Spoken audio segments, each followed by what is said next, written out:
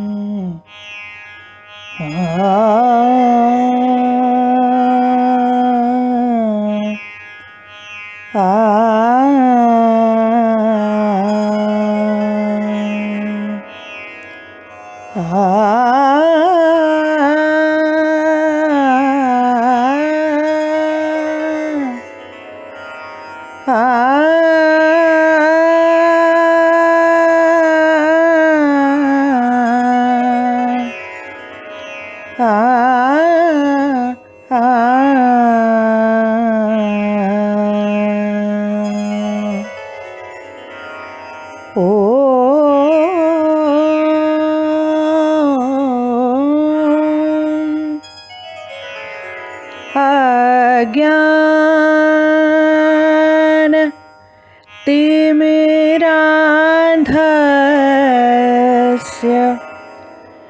ज्ञानाञ्जन शलाकया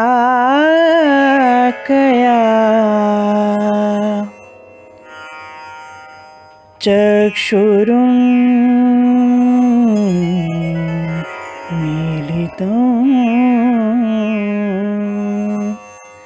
येन तस्मै श्री गुरुवे नमः। श्री चैतन्य मनोभीष्टं स्थापितं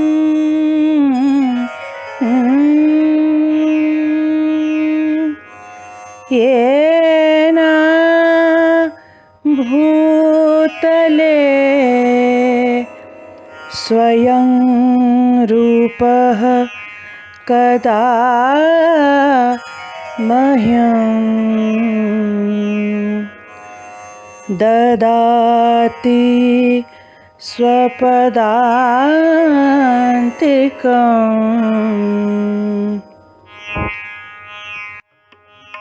हरे राम हरे राम राम राम हरे हरे हरे राम हरे राम राम राम हरे हरे।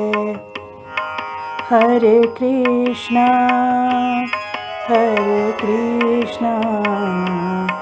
कृष्णा कृष्णा हरे हरे। हरे राम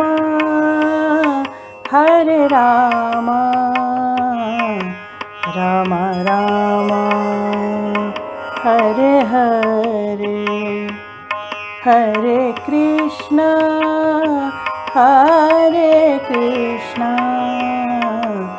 कृष्णा कृष्णा हरे हरे। हरे राम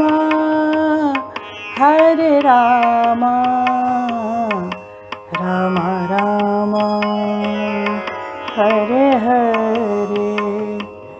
हरे कृष्णा कृष्णा कृष्णा हरे हरे। हरे राम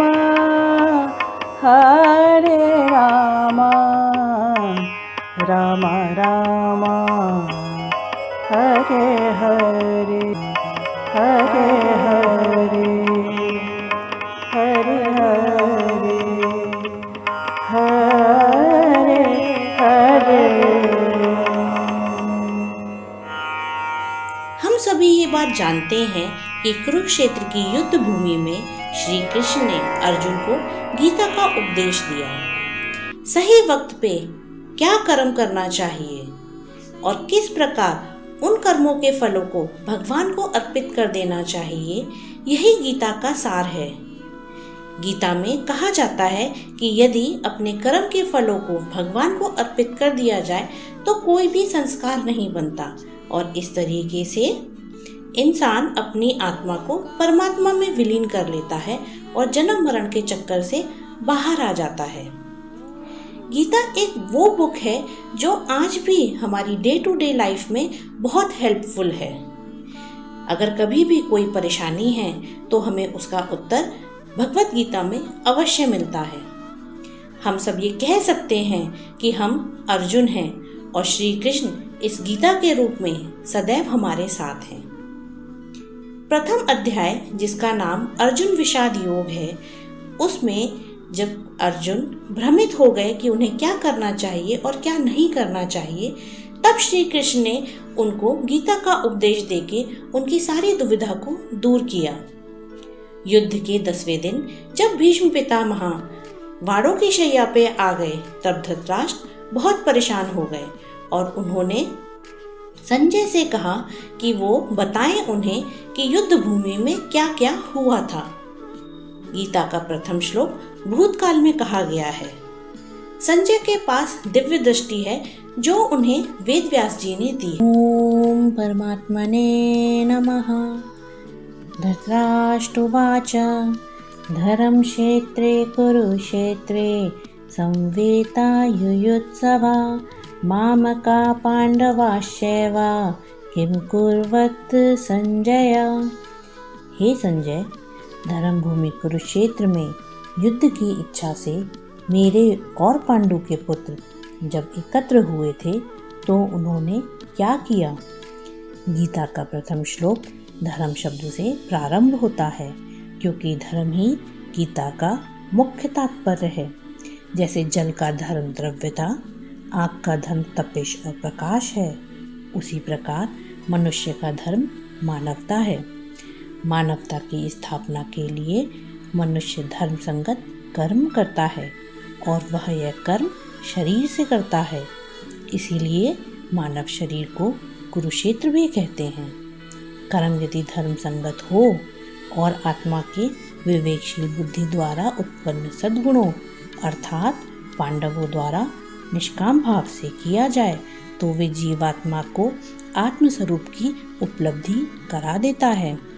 परंतु इसी शरीर में पूर्व जन्मों के वासनायुक्त संस्कारों यानी कौरवों के कारण कुछ ऐसी वृत्तियां भी उत्पन्न हो जाती हैं जो काम, क्रोध, लोभ और मोह के रूप में प्रकट होकर इस लक्ष्य की प्राप्ति में विरोधी सिद्ध होती हैं।